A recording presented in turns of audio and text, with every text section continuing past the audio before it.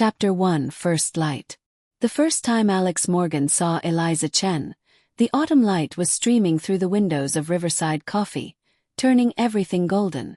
She was reading a dog-eared copy of The Great Gatsby, her dark hair falling over her face like a curtain. Something about the way she turned the pages, deliberately as if savoring each word, made Alex's heart clench with a feeling that was both familiar and strange. It was 2019. His first semester teaching American literature at Westlake University. At 32, he'd finally secured a tenure-track position after years of adjuncting at colleges across 3 states. Boston was supposed to be a fresh start, a place where he could finally put down roots. Meeting someone wasn't part of the plan, especially not a graduate student in his department. "That seat taken?" he'd asked, coffee in hand, gesturing to the empty chair across from her. The café was crowded, students huddled over laptops, the hiss of the espresso machine punctuating conversations. She'd looked up, her eyes meeting his with a directness that made him momentarily forget why he was standing there. "All yours," she'd said, moving her bag. "Unless you're here to tell me my thesis proposal needs another rewrite." Alex had laughed, surprised. "I wouldn't dare. I barely understand half the theory in the English department these days." That was how it started. A conversation about Fitzgerald that drifted to Joan Didion, then to their shared love of New England autumns, so different from the endless summers of their respective hometowns. His in Arizona, hers in Southern California. 2 hours passed like minutes. When he finally glanced at his watch, he was late for office hours. "I should go," he said, reluctant. "But this was nice." "It was," she agreed, and something in her smile made him think maybe, just maybe, this wasn't just another passing conversation between colleagues. "We should do it again sometime," he ventured. "I'd like that." Walking back to campus, Alex felt lighter than he had in months. The weight of new classes, new colleagues, new expectations momentarily lifted. He didn't know then that he was already falling, already beginning a journey that would reshape his understanding of love and longing in ways he couldn't imagine. Chapter 2 Growing Shadows. The friendship between Alex and Eliza grew with the easy rhythm of shared passions. Coffee after department meetings. Book recommendations slipped under office doors. Lengthy email threads dissecting obscure literary theories until 2 a.m. By winter, they'd established a routine: Tuesday afternoons at Riverside Coffee, which they jokingly called their office hours extension. Students rarely ventured there, giving them a bubble of privacy away from campus politics and academic hierarchies. It was during one of these meetings, snow falling heavily outside, that Alex realized he was in trouble. "I got the fellowship," Eliza said, eyes bright with excitement. "The one at Columbia for next summer." "Eliza, that's incredible," Alex exclaimed, genuinely thrilled for her. The fellowship was prestigious, a potential game-changer for her dissertation work on Asian American narratives in contemporary fiction. "It's only 3 months," she continued, stirring her tea. "But Professor Kim is there, and her work on diasporic literature is exactly what I need for my theoretical framework." Alex nodded, trying to ignore the hollow feeling in his chest at the thought of a summer without their conversations. "New York will love you."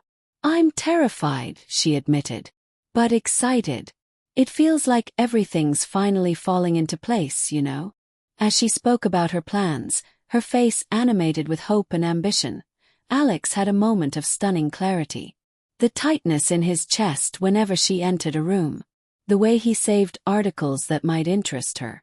How he'd started taking the longer route to his office just to pass by the graduate student lounge.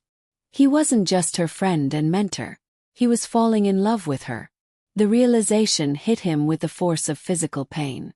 He was her professor, not directly but still in her department. She was brilliant, driven, focused on her career. And 7 years younger, at a completely different stage of life. The power dynamic alone made any romantic overture inappropriate, regardless of university policies. "You okay?" Eliza asked, noticing his sudden silence. "You look like you've seen a ghost." Alex forced a smile. Just thinking about how much coffee I've had today. Tell me more about the project you're proposing. He listened attentively as she outlined her research plans, making appropriate comments while a voice inside screamed at him to get his feelings under control before he ruined one of the most meaningful connections in his life. That night, alone in his apartment, Alex made a decision. He would be her friend, her mentor, her colleague, nothing more. He would bury these feelings so deeply that eventually, they would have to fade away. Chapter 3. The Theory of Distance. Spring semester brought a new dynamic. Eliza was busier, preparing both for her summer fellowship and for her comprehensive exams. Alex threw himself into his classes and research, determined to maintain appropriate boundaries.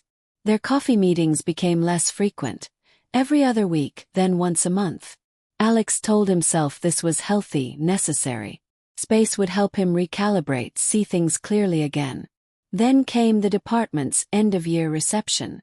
In the elegant setting of the faculty club, with its wood-paneled walls and views of the Charles River, Alex found himself watching Eliza from across the room. She was engaged in animated conversation with Professor Winters, the department chair, gesturing enthusiastically as she explained something. She wore a simple dark blue dress, her hair twisted up in a way that emphasized the elegant line of her neck. She looked older somehow, more poised, still unmistakably herself but with a new confidence that made his chest ache. "You're staring," came a voice beside him. Alex turned to find Rachel Coleman, a fellow assistant professor in the department, giving him a knowing look. "I was not," he protested weakly. Rachel raised an eyebrow. "Alex, I've known you since our PhD days. You're about as subtle as a freight train." He sighed, taking a long drink of his wine. "Is it that obvious?" "Only to someone who knows what to look for." He paused. "Have you told her?" "Of course not. She's a graduate student in our department. It would be completely inappropriate." "She's not your student. And she's what, 28? Hardly some impressionable undergraduate." 25, Alex corrected automatically, then winced at how quickly he'd supplied that information. Rachel's expression softened. "Look, I'm not saying you should make a grand declaration. But bottling it up while torturing yourself from afar isn't healthy either. What's the alternative? Risk making her uncomfortable. Create department gossip that could affect her reputation. No thanks." Before Rachel could respond, the chair of the department clinked a glass for attention and began the evening's formalities, acknowledgments of publications, grants received, retiring faculty. Alex was half listening until he heard Eliza's name. "And finally, I'm delighted to announce that Eliza Chen has been awarded the Darcy Fellowship for her dissertation work, in addition to her summer position at Columbia. This is the first time in 8 years that one of our students has received this honor." The room erupted in applause. Eliza looked stunned, then broke into a radiant smile as colleagues gathered around to congratulate her. The Darcy Fellowship. It was substantial funding, enough that recipients often took leave from teaching duties to focus exclusively on research and writing. Alex felt a complicated mixture of pride and dread. She deserved this recognition, this opportunity. But it meant she would be even more immersed in her work, more distant. He made his way across the room to congratulate her, waiting his turn as other faculty members offered their praise. When he finally reached her, he said simply, "I knew you'd get it." Her eyes met his, bright with excitement. "I still can't believe it. I was sure Professor Leibovitz's student would win." "The committee knows talent when they see it," Alex said, meaning every word. Something shifted in her expression. A softening, a moment of vulnerability. "I couldn't have done it without your feedback on the proposal. You were the first person who made me believe this project was worth pursuing. All I did was see what was already there." A colleague called her name, breaking the moment. She squeezed his arm quickly before turning away. "We should celebrate properly. Coffee next week." "Absolutely," Alex said, though he knew it probably wouldn't happen. The semester was ending, she was preparing for Columbia, and then the fellowship would take her even further into her own academic orbit. Later that night, nursing a whiskey in his quiet apartment, Alex confronted the truth he'd been avoiding. This wasn't a crush that would fade with time and distance. This was something deeper, more persistent. And he would have to learn to live with it because the alternative, risking her comfort, her professional standing, their friendship, was unthinkable. Chapter 4. Summer Correspondence. New York transformed Eliza. Alex could see it in the photos she occasionally posted online, standing in front of the Butler Library at Columbia, exploring art galleries in Chelsea, attending readings at independent bookstores. They maintained a sporadic email correspondence. Professional on the surface, articles of mutual interest, updates on department politics, but with undercurrents that Alex couldn't quite decipher. Sometimes her responses came quickly, full of enthusiasm and personal details. Other times weeks would pass in silence. In July, she sent him a draft of a paper she was working on, asking for his thoughts. It was brilliant, innovative in its approach, confident in its theoretical framework.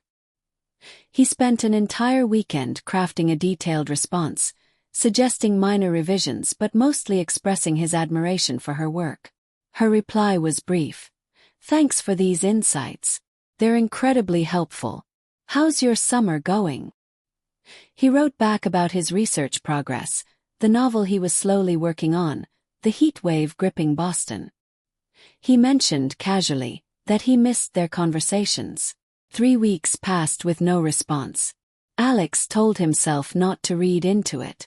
She was busy, immersed in the intellectual vibrancy of Columbia and New York.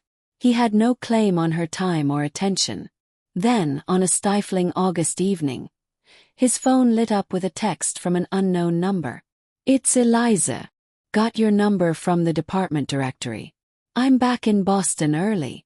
Could use a friend. Riverside in an hour." Alex stared at the message, heart pounding. He hadn't expected her back for another 2 weeks. Something was wrong. "I'll be there," he wrote back immediately. He found her at a corner table, hands wrapped around a mug, looking out at the street. She seemed smaller somehow, less vibrant than in her New York photos. "Hey," he said softly, sliding into the chair opposite her. She looked up, and the raw vulnerability in her expression caught him off guard. "Thanks for coming," she said. "Sorry for the cryptic message." "No apology needed. What's going on? I thought you'd still be in New York." She took a deep breath. "I finished the research component early. And then things got complicated." "Complicated how?" "Professor Kim, my mentor there. He made it clear he was interested in more than my academic potential." She spoke matter-of-factly, but Alex could see the tension in her shoulders. Cold anger swept through him. He made advances. Nothing explicit enough to report. Just increasingly personal conversations, invitations to private dinners, comments about my appearance. When I kept deflecting, he became cooler professionally. Started finding flaws in my methodology that hadn't been issues before. "Eliza, that's textbook harassment." "I know." She ran a hand through her hair, frustration evident. "But it would be my word against his. He's a star in the field, Alex. He has a book coming out with Harvard University Press next year. I'm just a graduate student." The familiar injustice of academia's power structures made Alex's jaw clench. How many talented women had been in Eliza's position? How many had quietly changed research directions, transferred programs, or left academia altogether rather than challenge established male scholars? "What do you want to do?" he asked finally. "I don't know." Her voice was small. "I have enough research to move forward without his direct supervision. But I was counting on his letter of recommendation for job applications next year." They talked for hours, weighing options, strategic paths forward that wouldn't derail her career. As the café was closing, she looked at him with tired eyes. "Thank you for not immediately suggesting I file a formal complaint, or telling me to just ignore it. For actually listening. That's what friends are for," he said, though the word friend felt simultaneously true and completely inadequate. Walking her to her apartment, just a few blocks from campus, Alex was acutely aware of the space between them. He wanted to take her hand, to promise that he would fix this somehow, to protect her from the casual cruelties of a system he was also part of. Instead, he kept a respectful distance, offering what support he could within the boundaries he'd set for himself. At her door, she turned to him. "I missed our talks. New York was exciting, but there was no one there who—" She paused, seeming to search for the right words. "Who sees me the way you do?" The statement hung between them, loaded with potential meanings. Alex felt his carefully constructed resolve wavering. "I missed you too," he admitted, allowing himself that small truth. She held his gaze for a moment too long, then quickly looked down.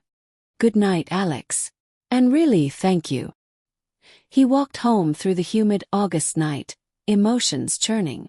The knowledge that someone had made her uncomfortable, had potentially threatened her academic future, filled him with protective rage. But underneath that was something more selfish, a renewed awareness of how deeply he cared for her, how impossible it seemed to maintain this careful distance. He drafted and deleted a dozen texts before finally sending. "You're going to get through this. Your work speaks for itself. And you're not alone." Her response came quickly. "That means more than you know." Lying awake that night, Alex faced the truth he'd been avoiding all summer. Distance hadn't diminished his feelings.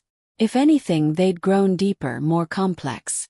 And now, with her vulnerable and seeking his support, the boundaries between them felt both more essential and more impossible to maintain. Chapter 5. Autumn Revelations. The fall semester brought normalcy and structure back to campus. Alex threw himself into teaching, determined to provide support to Eliza while maintaining appropriate professional distance. They resumed their occasional coffee meetings, now focused primarily on helping her navigate the aftermath of her Columbia experience. With Alex's encouragement, Eliza had confidentially spoken to Professor Winters, the department chair, about what had happened. While no formal complaint was filed, Winters had been supportive, offering to write a strong recommendation letter herself and subtly steering Eliza toward faculty mentors who could fill the gaps left by Professor Kim's tarnished guidance. It was a partial victory, the kind academia specialized in. The powerful remained largely unscathed while the vulnerable adapted and persevered.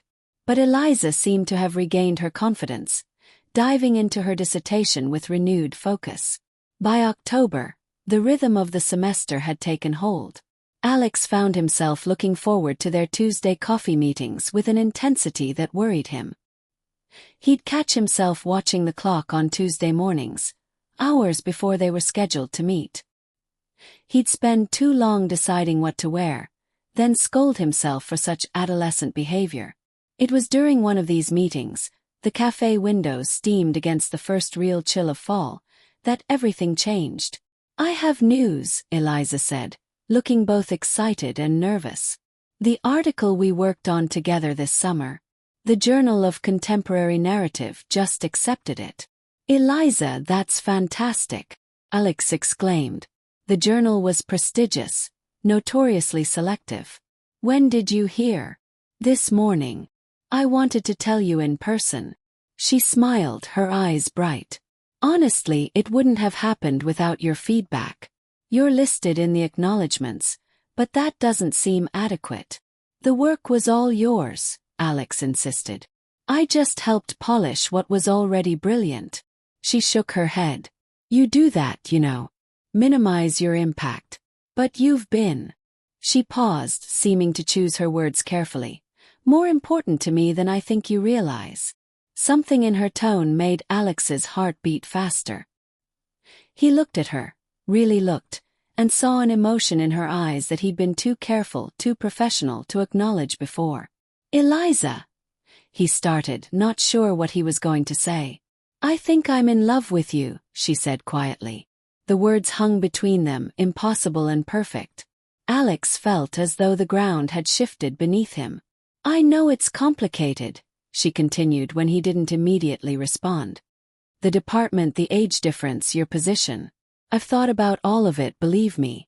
I've spent months trying not to feel this way. Alex struggled to find words that could encompass the complexity of the moment. Joy and fear tangled together in his chest. I've been fighting my feelings for you since that first day at this café, he admitted finally.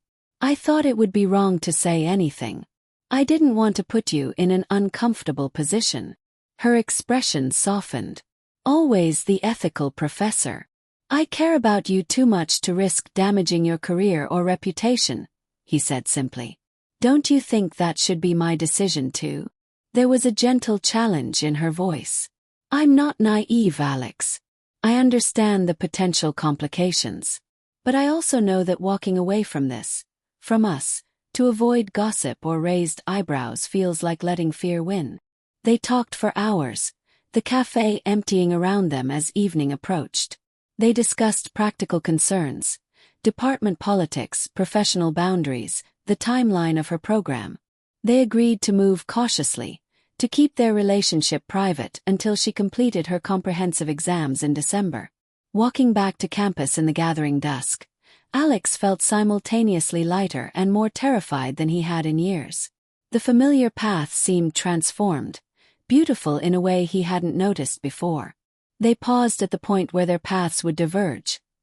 He to his office for evening office hours, she to the graduate student lounge to meet with her writing group. Are you sure about this? He asked quietly. Really sure. Eliza looked at him with clear eyes. I've never been more certain of anything. She squeezed his hand briefly. A small gesture, but in the public space of the university walkway, it felt significant. Then she was gone, walking toward the humanities building, leaving Alex to wonder if life could actually be this unexpectedly, complicatedly wonderful. Chapter 6, Winter's Truth. December brought heavy snow and the conclusion of Eliza's comprehensive examinations. She passed with distinction, her committee praising the sophistication of her theoretical framework and the ambition of her project.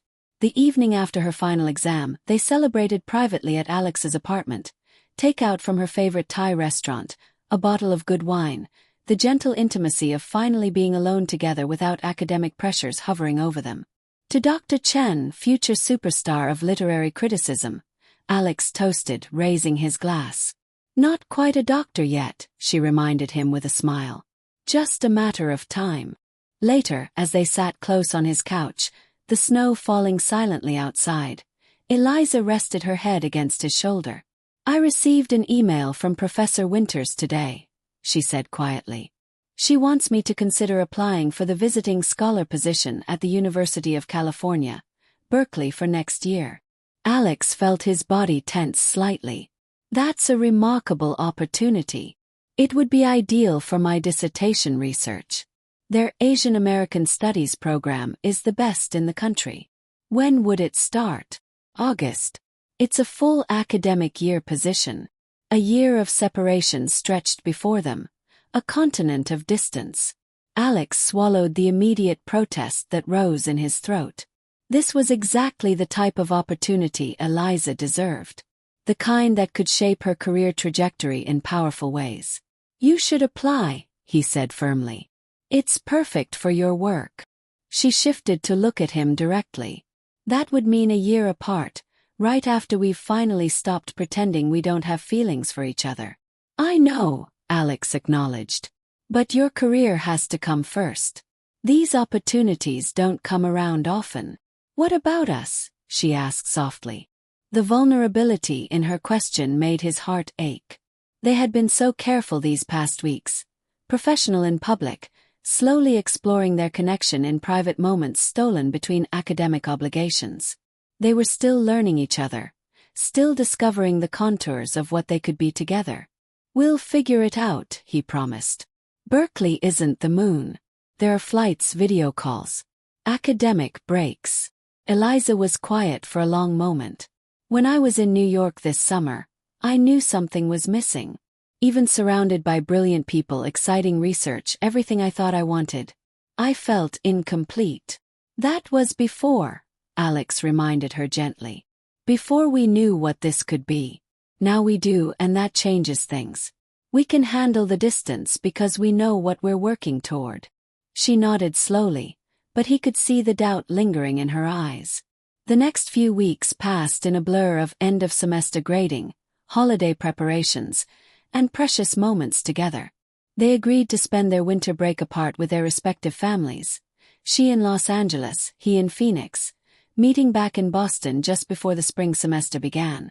The separation, though brief, gave Alex time to reflect.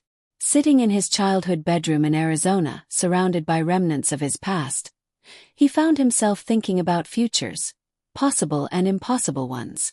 He imagined Eliza at Berkeley, thriving in a new intellectual community.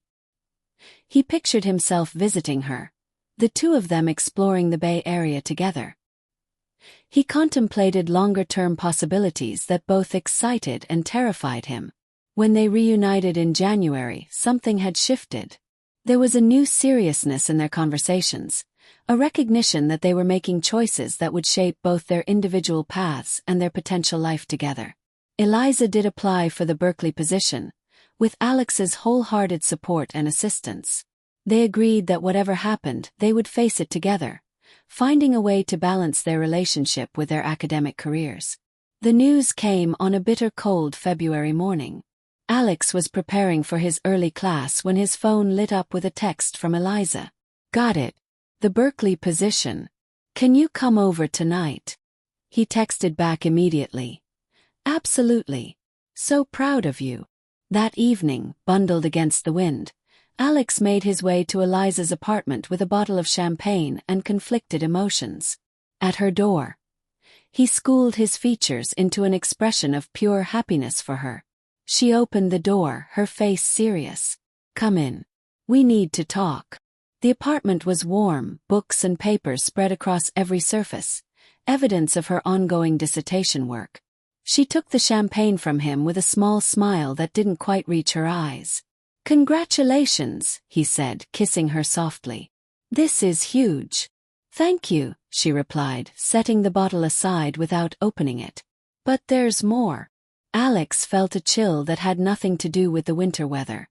"More. Berkeley isn't the only offer," she said, gesturing for him to sit. "I received a call this afternoon. Shanghai University wants me for their new comparative literature program. 2-year position, with significant research support for my dissertation work on diasporic narratives." "Shanghai," Alex repeated, struggling to process. That's incredible. It's an amazing opportunity. The program is new, interdisciplinary.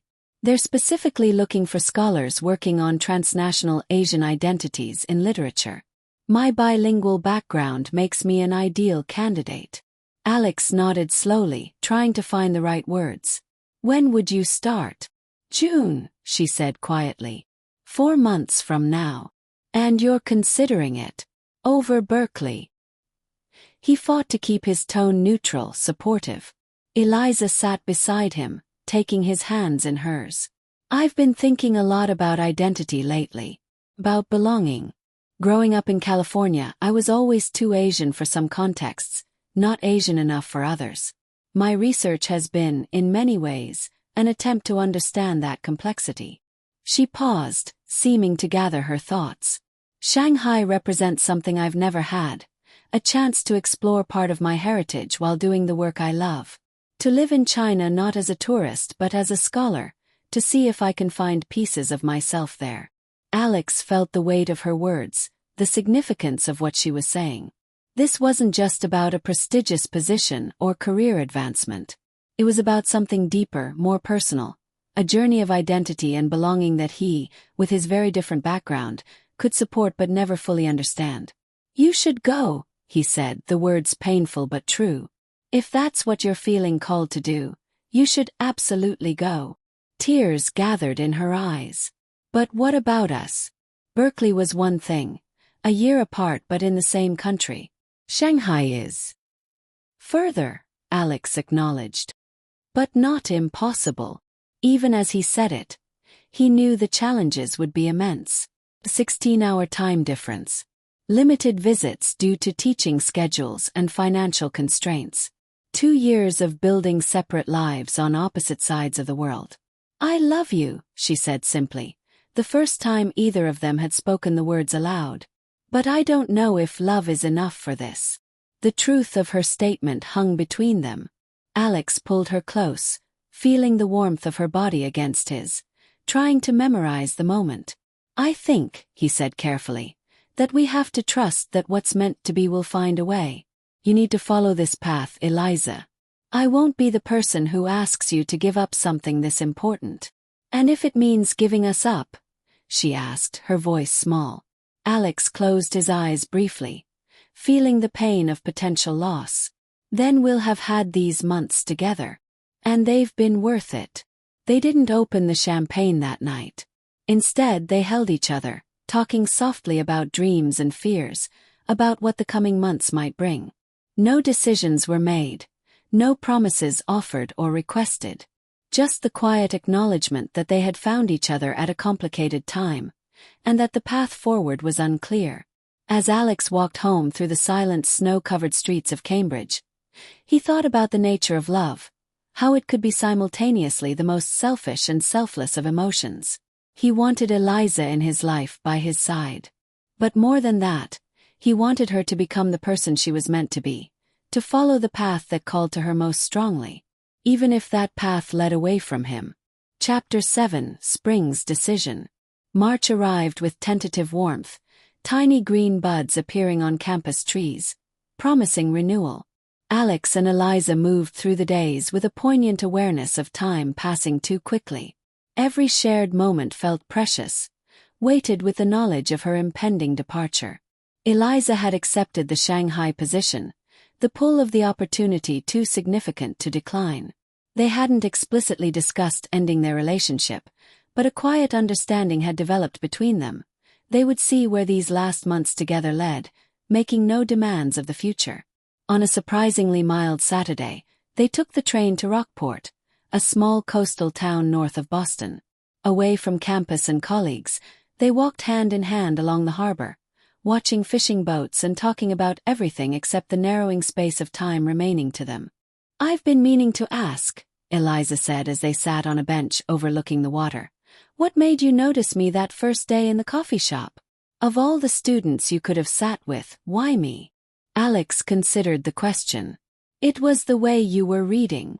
"The way I was reading," she repeated, amused. "You weren't just consuming the words. You were having a relationship with them. I could see it in how you would pause, look up sometimes as if considering something the text had proposed.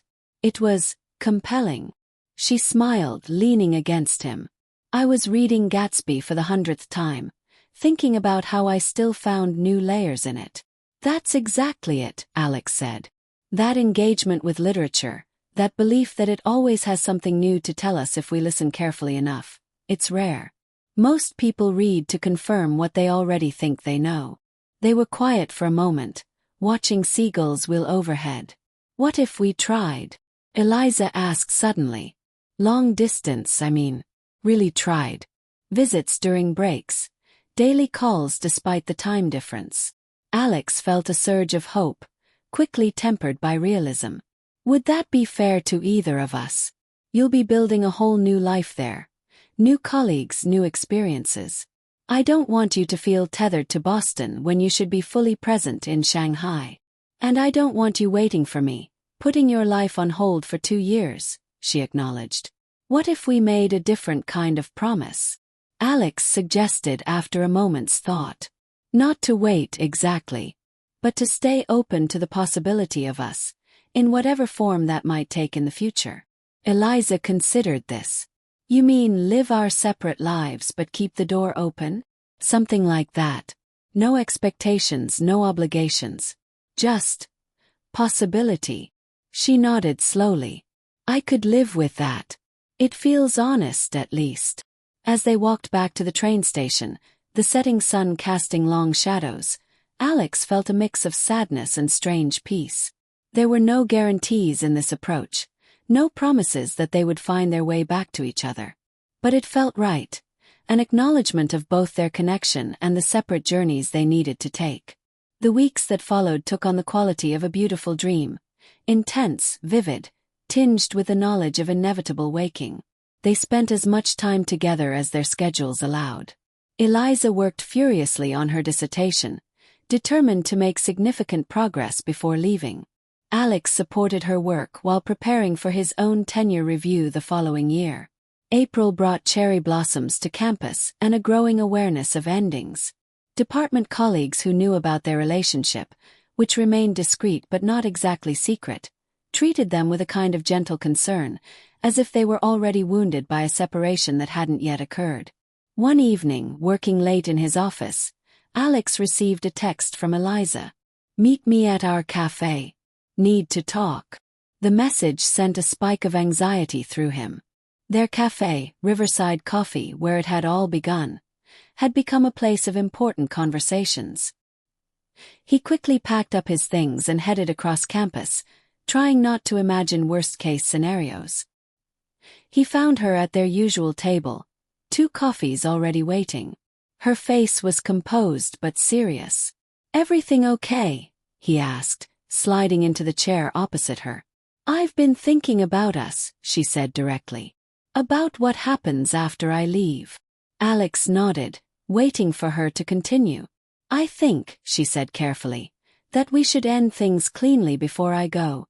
A real goodbye. Not this ambiguous, maybe someday we've been telling ourselves." The words hit him with physical force, though some part of him had been expecting them. "You don't think we could make it work?" "I think trying to hang on to each other across that distance would ultimately cause more pain," she said gently. "We'd be holding each other to an impossible standard, comparing every new person we meet to a memory that grows more idealized with distance." Alex wanted to protest, to argue that what they had was worth the effort and potential disappointment. But he recognized the wisdom in her words. Long-distance relationships were difficult even with established history and the certainty of reunion. What they had was still new, still fragile in many ways. "When did you decide this?" he asked. "I've been thinking about it for weeks," she admitted. "But it crystallized after talking with my mother yesterday. She asked if you were planning to visit Shanghai, and I realized I didn't have an answer. We've been avoiding making concrete plans because we both know how complicated it would be." Alex nodded slowly. They had spoken in generalities about visits, but never set dates or made actual arrangements. Some part of them had always known the reality would be more difficult than the idea. "So we just end it. Pretend these months didn't happen." He couldn't keep the pain from his voice. Eliza reached across the table, taking his hand. "No, never that. What we've had is real and important. But I think the kindest thing we can do for each other is to acknowledge that our paths are diverging, and to let each other go without guilt or lingering expectations." They sat in silence for a long moment, the familiar sounds of the café surrounding them, the hiss of the espresso machine, murmured conversations, the clink of cups on saucers. "I don't know if I can do that," Alex said finally. "Just turn off my feelings for you." "I'm not asking you to," she said softly. "I'm asking you to live your life fully, not in a state of suspension. And I need to do the same." Alex looked at her, really looked, trying to memorize every detail. The slight asymmetry of her smile. The way her eyes crinkled at the corners when she was thinking deeply. The small scar above her right eyebrow from a childhood fall. "When do you leave?" he asked, though he knew the answer. 3 weeks. May 14th. 21 days. It seemed impossibly short and unbearably long simultaneously. "What do we do until then?" he asked. "We make memories," she said simply. "Good ones." They did exactly that. The final weeks of spring semester became a deliberate celebration of their time together. They explored Boston neighborhoods they'd never visited. They cooked elaborate meals in Alex's apartment. They shared favorite books, films, music, pieces of themselves to carry forward. They didn't discuss the future or make promises they couldn't keep. Instead, they remained fully present with each other, a skill they had both practiced through years of close reading and literary analysis now applied to their own unfolding story. The night before her departure, they stood in Alex's apartment surrounded by packed boxes. Most of Eliza's belong. The night before her departure, they stood in Alex's apartment surrounded by packed boxes. Most of Eliza's belongings had been put in storage, but these last few items would travel with her to Shanghai. Books essential to her research, family photographs, small mementos of her life in Boston. "I think that's everything," she said, closing the final box. Alex nodded, unable to speak past the tightness in his throat. The reality of her leaving had been abstract until now, a theoretical future event. But the packed boxes made it concrete, undeniable. Eliza moved to stand before him, reaching up to touch his face gently. "Tell me something I don't know about you," she said. "Something to take with me." It was a game they'd played throughout their relationship, a way of peeling back layers, revealing themselves to each other one confession at a time. Alex thought for a moment. "When I was 12, I decided I wanted to be a writer because I read To Kill a Mockingbird, and couldn't believe someone could make me care so deeply about people who didn't exist." She smiled. "That sounds exactly like you." "Your turn," he said. "I applied to Westlake University specifically because I read your article on narrative empathy in contemporary fiction," she admitted. "I thought anyone who could write with such precision about how literature creates understanding between people must be worth learning from." Alex looked at her in surprise. "You never told me that." "I was embarrassed," she shrugged. "I didn't want you to think I was some academic groupie." "Is that why you were reading Gatsby that first day? Because you knew I'd written about it?" "Maybe," she conceded with a small smile. "Or maybe it was just coincidence." "I don't believe in coincidences," Alex said softly. They spent the night wrapped in each other's arms, talking intermittently, sleeping in fits and starts, both aware of the countdown to morning. Neither mentioned love or future possibilities. They had agreed to a clean break, and they would honor that decision no matter how painful. In the soft light of dawn, Alex drove her to the airport.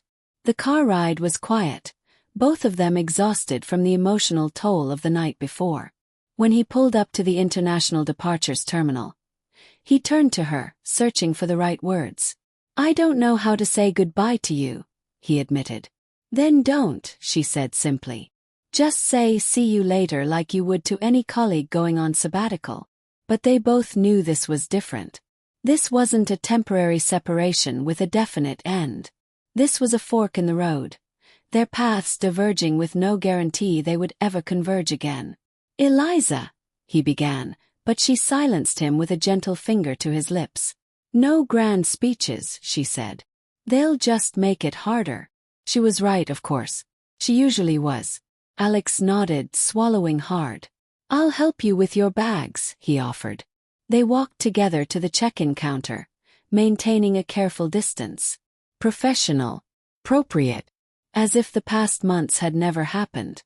When her bags were checked and there was nothing left but the security checkpoint ahead, they turned to face each other one last time. "Thank you," she said simply. "For everything." Alex wanted to pull her close, to memorize the feel of her in his arms. Instead he nodded, respecting the boundaries they'd set. "You're going to be amazing," he told her. "They won't know what hit them." A small smile flickered across her face. "Take care of yourself, Professor Morgan." "You too, Ms. Chen." And then she was walking away, not looking back. Alex watched until she disappeared through security, then slowly made his way back to his car. The day was bright, the sky painfully blue, the world continuing as if nothing significant had happened. But for Alex, everything had changed. Chapter 8. Separate seasons. Summer stretched before Alex like an empty landscape. He threw himself into research, working on the book that would be central to his tenure case. Days passed in a blur of writing, reading, occasional meetings with colleagues who remained in Boston during the break. He didn't contact Eliza. They had agreed on a clean break, and he was determined to honor that promise, no matter how often he found himself reaching for his phone, composing messages in his head. Sometimes late at night, he would check her professional social media accounts. The updates were sparse but telling. Photos of her new office at Shanghai University, brief mentions of research progress, connections with local scholars. She looked happy, engaged in her work. It was what he had hoped for her, what she deserved. In August, Alex received a surprising email from Professor Winters, the department chair. "Alex, I hope your summer research is proceeding well. I'm writing because an unexpected opportunity has arisen that might interest you. Professor Hamada at Kyoto University is organizing a symposium on transnational narratives in October, and is specifically looking for perspectives on American literature's influence in Asia. I mentioned your work, and she's very interested in having you participate. The department can cover travel expenses. I realize this is somewhat outside your usual research area, but I think your perspective would be valuable. And frankly, I believe some international experience would strengthen your tenure case. Let me know if you're interested, and I'll put you in touch with Professor Hamada. Best regards, Margaret Winters." Alex stared at the email, heart pounding. Kyoto was not Shanghai, but it was considerably closer than Boston, a 2-hour flight rather than 16 hours. The timing was difficult mid-semester, but not impossible with some planning. Was it a coincidence? Had Professor Winters, who knew about his relationship with Eliza, deliberately engineered this opportunity? Or was it simply professional recognition of his work? The question of whether to accept was more complex. Would attending the symposium be respecting Eliza's wish for a clean break? Or would geographical proximity create an expectation, a pressure she hadn't asked for? After days of consideration, Alex replied accepting the invitation. He made a private promise to himself. He would not contact Eliza while in Asia. If she heard about his presence at the symposium and reached out, that would be her choice. Otherwise, he would focus on the professional opportunity and return to Boston without disrupting the new life she was building. Fall semester began with its usual intensity. New students, committee work, the rhythm of classes. Alex found comfort in the structure, in the familiarity of campus shifting from summer quiet to academic bustle. He did not mention the Kyoto trip to colleagues, though he made necessary arrangements for his classes to be covered during his absence. Some part of him feared that word might get back to Eliza through departmental networks, creating uncomfortable expectations. As October approached, Alex focused on preparing his symposium presentation. The paper examined how contemporary American novels were engaging with Asian literary traditions, a topic that had interested him for years but that he had never formally explored in his research. The work absorbed him, offering a welcome distraction from the persistent ache of Eliza's absence. He found himself wondering what she would think of his arguments, imagining her insightful questions and thoughtful critiques. The night before his departure for Japan, Alex received an email from a Shanghai University address.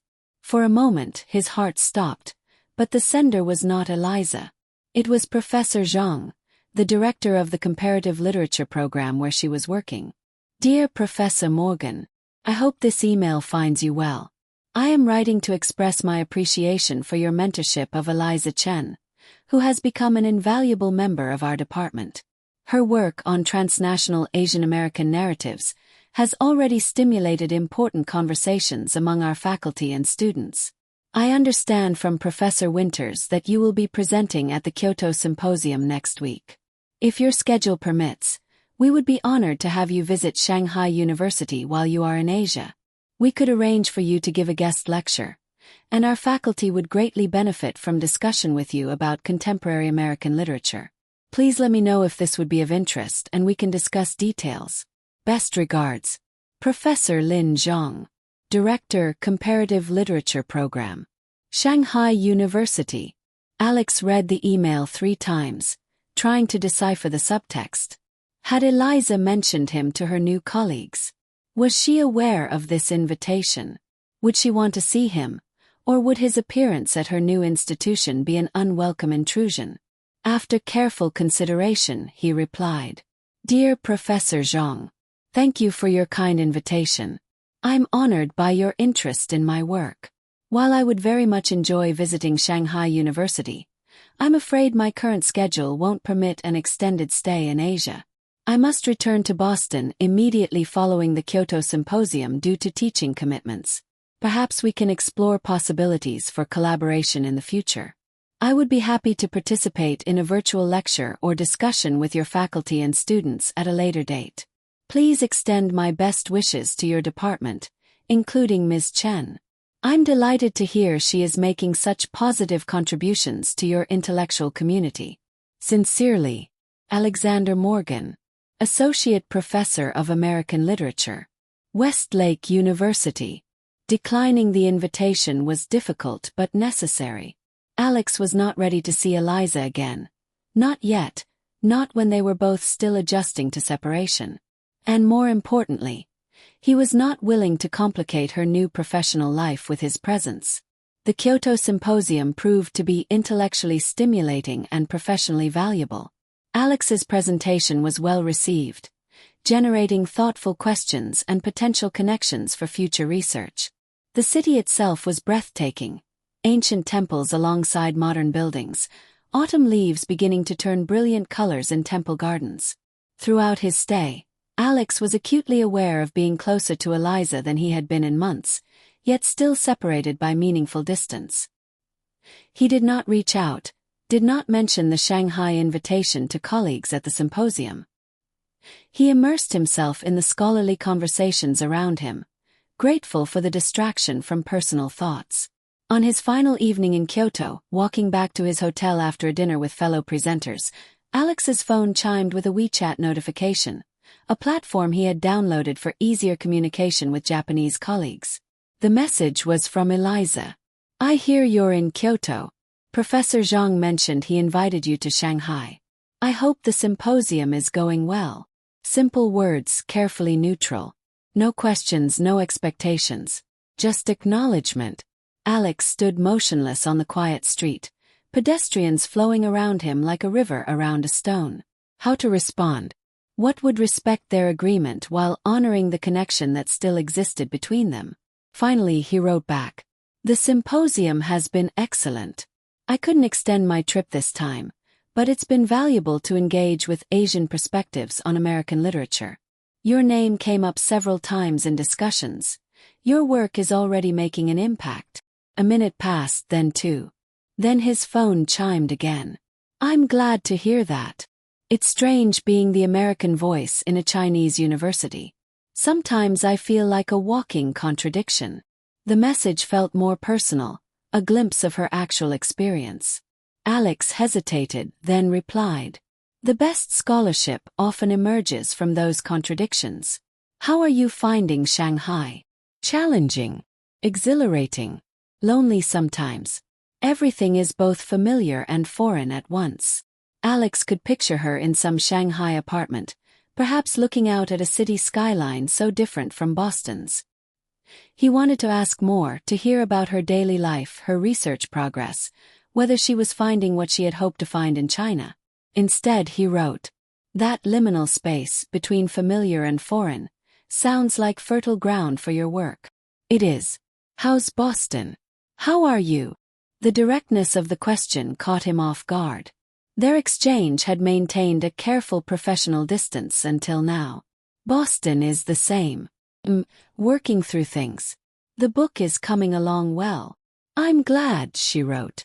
Then after a pause, "I miss our conversations." For simple words that cracked something open inside him. Before he could overthink it, Alex responded. "I miss them too. I miss you." The message showed as delivered but not read. Minutes passed. Alex resumed walking toward his hotel, wondering if he had crossed a line, broken their careful agreement by acknowledging the emotional reality they had tried to leave behind. As he reached the hotel lobby, his phone chimed again. "Take care of yourself, Alex. Safe travels home." Not a rejection, not quite an acknowledgement. A gentle closure to the unexpected connection. Alex understood. They had both agreed to move forward separately, and reopening old wounds served neither of them. "You too, Eliza," he wrote, then put his phone away. That night, packing for his early morning flight back to Boston, Alex felt a curious mixture of sadness and peace. The brief exchange had confirmed what he already knew. that their connection remained, that the feelings hadn't simply vanished with distance. But it had also reinforced the wisdom of their decision to make a clean break. They were both building new lives, focused on work and growth. Maintaining an emotional tether across such distance would only cause pain. As his plane lifted off from Kansai International Airport the next morning, carrying him away from Asia and back toward his life in Boston, Alex made a quiet promise to himself. He would honor Eliza's journey by fully committing to his own, by writing the book he had always wanted to write, by being the teacher and scholar he aspired to be.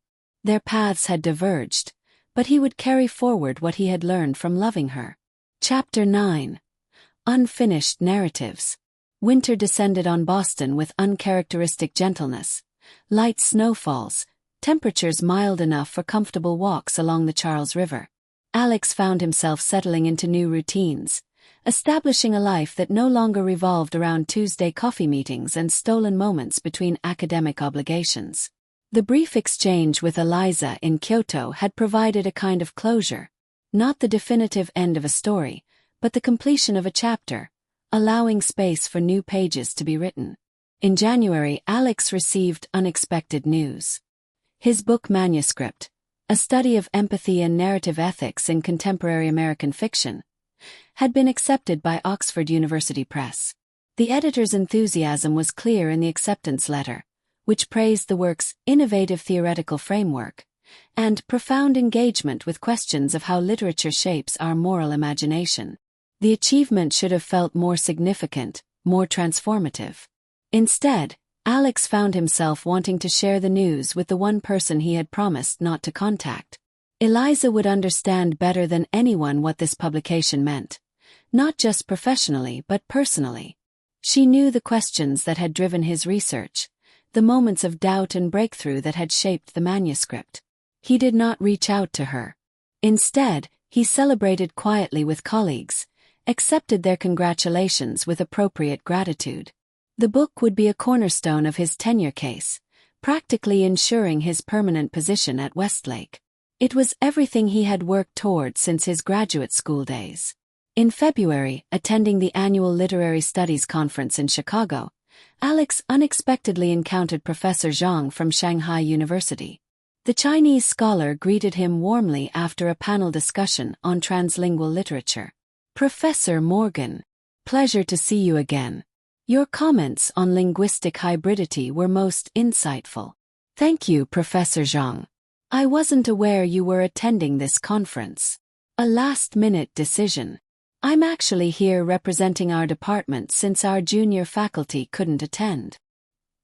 He paused, seeming to consider his next words carefully. "Including Ms. Chen, who sends her regards. Her research is proceeding exceptionally well." Alex nodded, maintaining a professional demeanor despite the sudden acceleration of his heartbeat. "I'm glad to hear it. Please return my regards when you see her." Professor Zhang studied him for a moment, then said quietly, "She has spoken highly of your mentorship. I believe she misses the intellectual community at Westlake." Was this a deliberate opening? An invitation to ask more? Alex hesitated, then asked the question that had lingered in his mind for months. Is she finding what she hoped for in Shanghai? Professor Zhang's expression softened slightly. Professionally, yes. Her work has flourished, and our students respond well to her teaching. As for the more personal aspects of her journey, he paused. That is perhaps a question better addressed to her directly. The suggestion hung between them, not quite an encouragement to contact Eliza, but certainly not a discouragement either. Her position is for 2 years, correct? Alex asked. Initially, yes. Though we would be delighted to extend it, should she wish to stay longer. Professor Zhang glanced at his watch. I must attend the next panel. It was good to speak with you, Professor Morgan. If you find yourself in Asia again, our invitation to visit Shanghai University remains open. Alex pondered the conversation throughout the remainder of the conference. Professor Zhang's comments suggested that Eliza was thriving professionally, but perhaps struggling with other aspects of her experience. Should he reach out? Would that be helpful or harmful to her adjustment process? In the end, he decided to maintain the boundaries they had established. If Eliza wanted to reconnect, she knew how to reach him. His role now was to respect her journey, not to complicate it with his lingering feelings. Spring arrived in Boston with its usual capriciousness. Warm days followed by sudden cold snaps, cherry blossoms appearing and then threatened by late frosts. 1 year had passed since Eliza's departure. The anniversary did not go unnoticed by Alex, though he marked it privately, with no outward acknowledgement. In April, Alex received a journal submission to review, standard academic service work that he performed regularly. The title caught his attention immediately: Transnational Identity and Narrative Empathy, Reading Asian American Literature in China. The author was listed as Eliza Chen. Alex stared at the manuscript for a long moment, feeling a complex mixture of emotions. The ethical choice was clear. He should decline to review the paper due to his personal connection with the author. Yet he found himself hungry for this indirect connection to Eliza's current work, her intellectual evolution. He wrote to the journal editor, "Thank you for thinking of me for this review. However, I should disclose that I have a prior professional relationship with the author, as she was a graduate student in my department.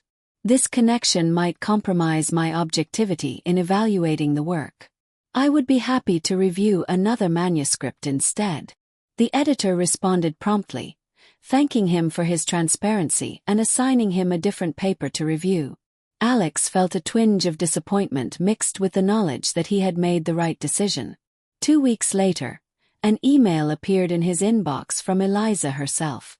"Dear Alex, I hope this message finds you well. I recently submitted an article to the Journal of Transnational Literature, and was informed that you had recused yourself from reviewing it due to our prior association. I wanted to thank you for your professionalism and integrity. The paper draws significantly on conversations we had about narrative empathy, though I've expanded the framework to incorporate my experiences teaching American literature in China. If you're interested, I'd value your informal feedback, purely as a colleague whose opinion I respect. Congratulations on your book acceptance with Oxford. Professor Zhang mentioned it when he returned from the Chicago conference. It's well-deserved recognition for work I know has been central to your scholarly identity for years. Best regards, Eliza." The email was perfectly professional, appropriate in every way. Yet Alex found himself reading between the lines, searching for subtext, for some indication of whether this was merely a cordial academic exchange or something more. After careful consideration, he replied, "Dear Eliza, thank you for your email. I would be happy to read your paper and offer informal feedback. Your research on transnational reception of Asian American literature sounds fascinating, and I'm sure your unique position has yielded valuable insights. How is your experience in Shanghai evolving? After a year, has the familiar and foreign quality you mentioned changed at all? All the best, Alex." The response came quickly. "The paper is attached. As for Shanghai, it's complicated. The academic work continues to be rewarding, but I find myself existing between worlds in ways I hadn't anticipated. My American colleagues see me as essentially Chinese, while my Chinese colleagues consider me thoroughly American. It's a curious liminal space that reflects the very literature I study. How is your spring semester concluding? I remember this time of year at Westlake being particularly beautiful."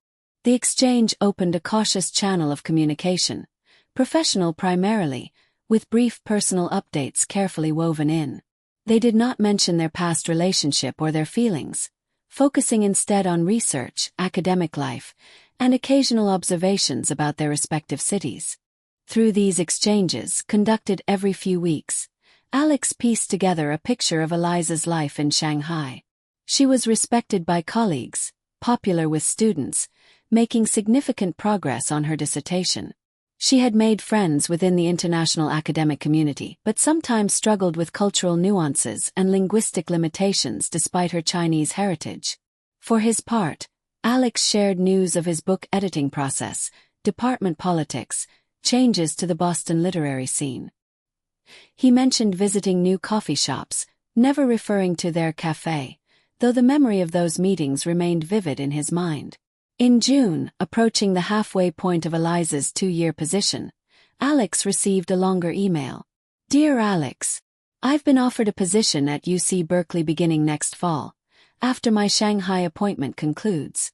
It would be a 3-year visiting assistant professorship with the possibility of conversion to tenure track. The timing is ideal. I expect to complete my dissertation by early next year, and the position would allow me to develop my research while seeking permanent placement. I find myself at another crossroads, weighing options and possibilities. The Berkeley position is excellent professionally, but returning to the US after this time away comes with its own complications. I've changed in ways I'm still trying to understand. I value your perspective and would appreciate any insights you might have as I consider this opportunity. Eliza. The email struck Alex as significant, not just for the news it contained, but for the fact that she was consulting him about a major life decision. Their careful, professional correspondence had evolved into something that acknowledged the deeper understanding between them. After thoughtful consideration, he replied, Dear Eliza, congratulations on the Berkeley offer. It's a testament to the significance of your work and your growing reputation in the field. From a purely professional perspective, it seems like an ideal next step, offering both stability and the potential for long-term security. As for the personal complications of returning to the US after your time in Shanghai, change is inevitable, and the best we can do is acknowledge and integrate it rather than resist it. The person who returns is never identical to the one who left, but that evolution is what makes our individual narratives meaningful. Berkeley is a long way from Boston, but considerably closer than Shanghai. If your path brings you east for conferences or research, I hope you'll let me know. It would be good to see you again, to hear about your experiences in person rather than through these digital exchanges. Whatever you decide, know that you have my full support and confidence. Warmly, Alex. The message walked a careful line, supportive and personal without presuming or suggesting more than friendship. He sent it with no expectation of where it might lead, simply offering the honest perspective she had requested. Her reply came 3 days later. Thank you for your thoughtful response. You're right about change being inevitable, and ultimately valuable. My time in Shanghai has helped me understand aspects of myself and my heritage that I couldn't have accessed otherwise. Even the difficult parts have been instructive. I've accepted the Berkeley position. Feels like the right next step, academically and personally. I will certainly let you know if I'm on the East Coast. And Alex, these exchanges have meant more to me than I can easily express. Thank you for respecting the space I needed while still being present in this more distant way. Take care. Eliza. Summer arrived with its humid heat, academic campus quieting as faculty scattered for research, writing and vacation. Alex found himself with time to reflect on the year that had passed, on the evolution of his correspondence with Eliza, on the possibility of seeing her again someday. Not as they were before, but as the people they had become in the interim. The clean break they had made had served its purpose, allowing them both to focus on their work, to build separate lives, to grow individually. But the connection between them had proved more resilient than either had anticipated. It had transformed rather than dissolved, finding new expression through shared intellectual interests and mutual respect. In August, as Alex prepared for another academic year, he received a final email before Eliza's semester began. I'm finishing my dissertation this fall and defending in January. The committee has approved remote participation, so I won't need to return to Boston.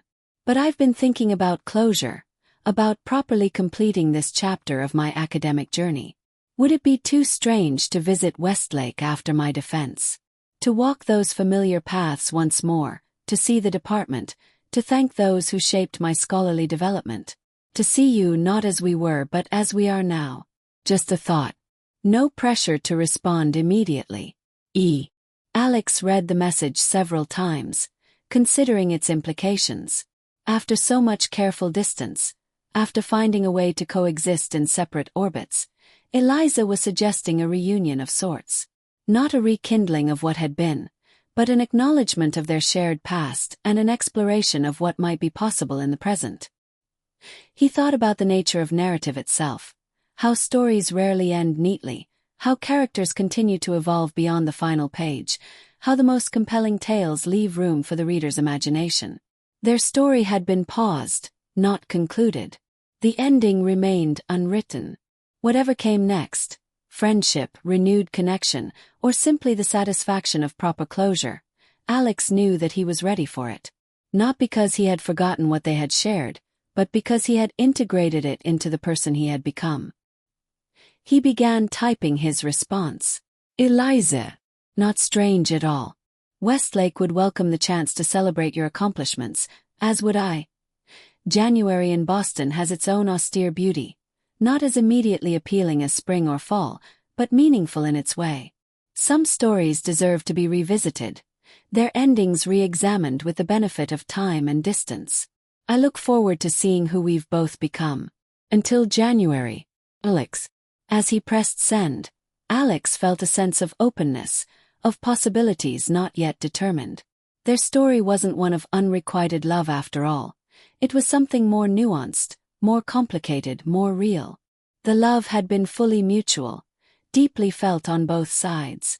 The circumstances, not the emotions, had created the separation. Whether they would find their way back to each other romantically, settle into a meaningful friendship, or simply share a moment of connection before continuing on separate paths remained to be seen. But Alex was at peace with that uncertainty, grateful for the ways loving Eliza had changed him, curious about what the next chapter might hold. The end for now, or perhaps more accurately, a pause before the story continues.